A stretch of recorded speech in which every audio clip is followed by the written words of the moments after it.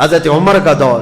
یہ خلافت صدیق اکبر کے اہم واقعات جو میں نے بتایا آپ کو. فتوحات اسلام بڑھتی گئیں, اسلام مدینے سے نکلا ہے, پھر عراق میں پہنچ گیا, ملک شام میں پہنچ گیا, خطہ عرب جو آج کا ہے حجاز نجد تک پہنچ گیا, یمن تک چلا گیا. حضرت ابوبکر صدیق کے زمانے میں یہ اسلام کی سرحدیں تقریباً 15 لاکھ اسکوائر کلومیٹر تک پھیل گئی تھی, بہت دور تک جا چکی تھی. یہ صدیق اکبر کا زمانہ بہت ہی روشن زمانہ تھا, لیکن آپ کو زیادہ دن نہیں ملے. ٹوٹل آپ کے پاس 2 سال 3 مہینے تھے خلافت کے. 60 سال کی عمر تو تقریباً ہو چکی تھی آپ کی جب آپ خلافت پر آئے, اور 63 سال کی عمر میں آپ وفات پائے, جتنی رسول اللہ صلی اللہ علیہ وسلم کی ظاہری زندگی تھی. حضرت ابوبکر صدیق رضی اللہ تعالیٰ عنہ کی خلافت میں صرف یہ معاملات نہیں تھے, بلکہ حکومت کا ایسا نظام قائم کیا تھا, شعبے بنا دیے تھے. حضور کے زمانے میں یہ سب چیزیں تو ہوئی نہیں تھی, لیکن آپ نے بعد میں یہ سب شعبے بنائے, فوجیوں کے دستے الگ الگ بنائے, امیر العسکر, امیر لشکر کا ایک امیر بنایا, اور الگ الگ ٹکڑیوں کو تربیت دیا. آپ نے اس وقت کا ایک یعنی صحابہ کو فٹنس کے لیے ایک پورا میدان بنا رکھا تھا, وہاں دوڑ لگائی جاتی تھی. یعنی اس زمانے کا جیم, جو جوان صحابہ تھے ان کو پورے طور پر ورزش کروائی جاتی تھی, دوڑ لگائی جاتی تھی, پتھر اٹھوائے جاتے تھے فٹنس کے لیے روزانہ. یہ حضرت ابوبکر صدیق نے بنایا تھا. اور پھر بیت المال آپ نے بنایا, زکوٰۃ جتنی آتی تھی وہ سب بیت المال میں جمع ہوتی, اور پھر حضرت ابوبکر صدیق پورے مدینے کے لوگوں کو بیت المال سے سب تقسیم کر دیتے. یہاں تک کہ تقسیم کرنے کے بعد بیت المال کے اندر خود اپنے ہاتھ سے جھاڑو مارتے تھے. تو وہ لوگ کہتے کہ آپ جھاڑو کس لیے لگاتے ہیں؟ کہتے کہیں کوئی درہم گرا ہوا نہ رہ جائے جو مسلمانوں میں تقسیم ہونے سے رہ جائے. جھاڑو لگا دیتے. بیت المال کا نظام آپ نے قائم فرمایا, اور اس کے بعد آپ نے باضابطہ طور پر قرآن کو جمع کرنے کے لیے صحابہ کو منتخب کیا, پھر امیر بنایا, مسجدیں تعمیر کرنا شروع کیا. خود مدینہ طیبہ میں اس وقت تقریباً 9 مسجدیں تھیں, مسجد نبوی کے علاوہ. مسجد نبوی کو چھوڑ کر 9 مسجدیں الگ تھیں. اور پھر غربا مساکین کا خیال اور خود کی زندگی کا اللہ اکبر یہ حال تھا. خلافت 2 سال 3 مہینے 4 دن کے قریب چلی, اور بالکل روشن خلافت جس میں سیدنا عمر فاروق, حضرت عثمان غنی, حضرت علی کرم اللہ وجہ الکریم سبوں نے حصہ لیا ہے. اور اسلام کو پورے دور دراز تک پھیلانے میں ہر صحابی نے بڑا کردار ادا کیا. حضرت ابوبکر نے ابی بن کعب کو امامت کے لیے مقرر کیا, قرآن سکھانے کے لیے حضور صلی اللہ علیہ وسلم نے ان کے لیے فرمایا تھا, ان کو امام بنایا گیا. حضرت عبداللہ بن مسعود فقہ کے بڑے صحابی تھے, ان کا مدرسہ بنایا گیا. حضرت ابو ہریرہ جو حضور کی حدیثوں کے حافظ تھے, ان کو حدیثیں بیان کرنے کے لیے یہ سارے صحابہ اکرام کی جماعتیں الگ الگ تھیں, ڈپارٹمنٹ بنائے. باضابطہ حکومت کا ایک شعبہ, اسلام کی اسٹیبلشمنٹ جو ہوئی, خلافت کا دور یہاں چلا. خلافت جو ہے, اب لوگ یہ کہتے ہیں خلافت میں اور جمہوریت میں فرق کیا ہے؟ جمہوریت یعنی ڈیموکریسی, دونوں میں بڑا فرق.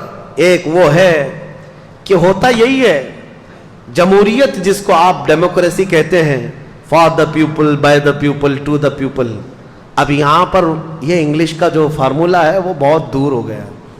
فار دا پیپل اور BUY, بائی دا پیپل, یہ اب ڈیموکریسی ہو گئی ہے. یہ اب لوگوں سے بہت دور, فار دا نہیں ہے, فار دا پیپل ہو گئے. یہ جمہوریت آج ہو رہی. یہاں پر جو ڈیموکریسی ہے اس میں یہ کہا تو جاتا ہے لوگوں سے, لوگوں کے لیے لوگ ہی حکومت کریں گے. صحیح ہے, یہی ہے.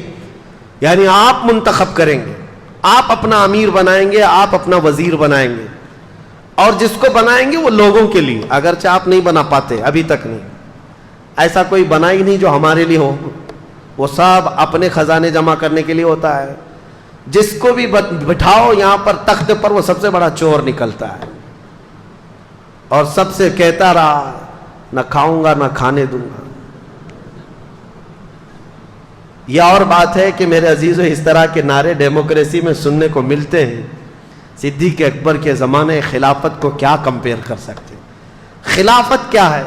خلافت میں اور جمہوریت میں فرق یہ ہے کہ یہاں لوگ قانون بناتے ہیں. جمہوریت میں کیا ہوتا ہے؟ قانون کون بناتے ہیں؟ لوگ قانون بناتے ہیں. اور خلافت میں قانون لوگوں کے نہیں اللہ کے قانون ہوتے ہیں. حاکم اللہ ہے. قوانین اس کے ہوں گے جو آلریڈی مرتب ہیں اور اس میں امینڈمنٹ نہیں آئے گا, اس میں بعض بار سنشودھن نہیں لایا جائے گا. قرآن جو اترا ہے وہ صبح قیامت تک کے لیے ہے, اور خلافت کا نظام قرآن سے اور رسول اللہ کی احادیث سے چلے گا. یہ فرق ہے. حضرت ابوبکر صدیق رضی اللہ تعالیٰ عنہ نے خلافت چلائی ہے. میرے عزیزو, حضرت عمر کہتے ہیں کہ اکثر میں سوچتا تھا کہ نیکیوں میں ان سے آگے بڑھ جاؤں. کمپٹیشن لگا رہتا تھا, یہ ہیلتھی کمپٹیشن ہے کہ حضرت عمر ہمیشہ یہ سوچتے تھے کہ میں آگے بڑھ جاؤں کچھ نیکیوں میں. کہتے ہیں میں بہت تلاش اور جستجو کے بعد مدینے کی ایک غریب بوڑھی عورت کو ڈھونڈ لیا کہ اس کی مدد کروں گا, کوئی تھا نہیں اس کا. کہتے ہیں کہ میں صبح سوچا ہوں نماز کے بعد جا کر کے اس کے گھر کا کام کر دوں, لیکن اس کے گھر گیا تو دیکھا اس عورت کا گھر کا کام سب کیا ہوا ہے, اس کے برتن سب دھوئے ہوئے ہیں, اس کا بستر بچھا ہوا, اس کا گھر جھاڑا ہوا ہے. حضرت عمر کہتے ہیں میں نے دیکھا اس کا کوئی رشتہ دار نہیں, یہ عورت اٹھتی نہیں, چل پھر نہیں سکتی, اس کا گھر کا کام کون کرتا ہے. 2 دن انتظار کیا, تیسرے دن فجر سے پہلے جا کر کھڑے ہوئے. فجر سے پہلے ہی ایک شخص آیا, چہرے پر نقاب ڈالے ہوئے, گھر کی اس خاتون کے سارے کام کر کے جلدی نکل رہا ہے. حضرت عمر کہتے ہیں میں نے اس کا نقاب ہٹایا تو ابوبکر صدیق ہے. کہ تنہائی میں رات کے وقت کوئی غریب عورت کے گھر بھی کام کر جانا وقت کے خلیفہ کا. حالانکہ لوگ آج یہ سوچتے ہیں کہ یہ ڈیوٹی میری تھوڑی نہ ہے. صدیق اکبر رضی اللہ تعالیٰ عنہ راتوں کو سوچے نہیں. یہاں تک کہ حضرت عمر کہتے ہیں ایک مرتبہ میں سنا تھا کہ حضرت ابوبکر جنگل میں کسی کو کھانا کھلا کر آتے تھے.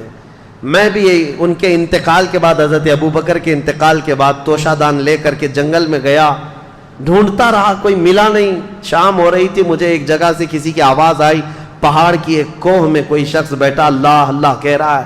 حضرت عمر کہتے ہیں میں گیا, جا کر دیکھا تو اس کے ہاتھ بھی کٹے, پیر بھی کٹے, آنکھوں سے اندھا بھی, ایسا ایک دھڑ پڑا ہوا ہے لیکن بول رہا ہے. حضرت عمر کہتے ہیں شاید اسی کو ابوبکر کھلانے کے لیے آیا کرتے, مدینے سے یہ جنگلوں کی وادیوں میں آ کر توشہ دان لے کر کھلاتے. حضرت عمر کہتے ہیں میں بھی اس اندھے آدمی کے پاس بیٹھ کر روٹیاں سالن میں ڈبو کر کھلا رہا تھا. اس نابینا نے پوچھا ہے آنے والے کیا ابوبکر کا انتقال ہو گیا؟ حضرت عمر کہتے ہیں وہ اندھا تھا, میں نے اس کو کچھ کہا نہیں تھا, میں نے بات بھی نہیں کی تھی. میں نے پوچھا تجھے کیسے پتا کہ آنے والا ابوبکر نہیں کوئی دوسرا آیا؟ وہ اندھا کہتا ہے اس لیے کہ ابوبکر کو معلوم تھا میرے منہ میں دانت نہیں, وہ روٹی اپنے منہ سے چبا کر میرے منہ میں ڈالتے, اور تو نے پوری روٹی میرے منہ میں ڈالی تو سمجھ میں آ گیا کہ آج کوئی نیا آدمی آیا ہے. حضرت عمر کہتے ہیں اس دن میں کھڑا ہوا کہا اللہ کی قسم پوری زندگی بھی لگا دوں تو ابوبکر کے آگے نہیں بڑھ سکتے, صدیق اکبر کے آگے نہیں بڑھ سکتے. حضرت عمر یہ کہتے بھی تھے حضرت ابوبکر سے کہ اے ابوبکر میری زندگی کی پوری نیکیاں لے لو, پوری نیکیاں لے لو, وہ ایک رات مجھے دے دو جو غار ثور میں رسول اللہ کے ساتھ گزاری تھی, وہ ایک رات دے دو. وہ ظاہر سی بات ہے میرے عزیزوں, صدیق اکبر ہجرت کے وقت ساتھ ہیں رسول کریم صلی اللہ تعالیٰ علیہ وسلم. جان حدیثیں آج بھی اٹھاؤ, بخاری شریف, مسلم شریف, حدیثوں میں آپ پڑھیں گے کہ رسول کریم صلی اللہ تعالیٰ علیہ وسلم فلاں جگہ تشریف لائے, ابوبکر ساتھ میں تھے, عمر ساتھ میں تھے. پہاڑ پر گئے احد پر, رسول اللہ اور ساتھ میں ابوبکر تھے, عمر تھے. جہاں جہاں دیکھو حدیثوں میں ابوبکر ساتھ ہیں, عمر ساتھ ہیں, یہ حدیثوں میں موجود ہے. اور صدیق اکبر رضی اللہ تعالیٰ عنہ کا زمانہ خلافت پورے مدینے والوں کے لیے ایسا خوشگوار زمانہ تھا